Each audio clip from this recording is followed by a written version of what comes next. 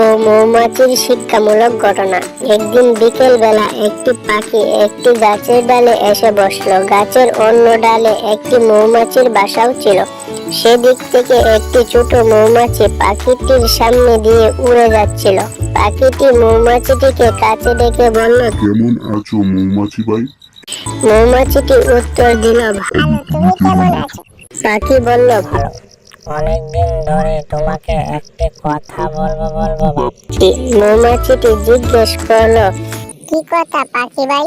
পাখিটি বলল, মধুর জন্য তুমি কত কঠোর পরিশ্রম করো, কিন্তু লোকজন তোমাকে না জানিয়ে তা নিয়ে যায়, এতে তোমার দুঃখ হয় না? মৌমাছিটি উত্তরে বলল না। পাখিটি অবাক হয়ে জিজ্ঞেস করলো, কেন?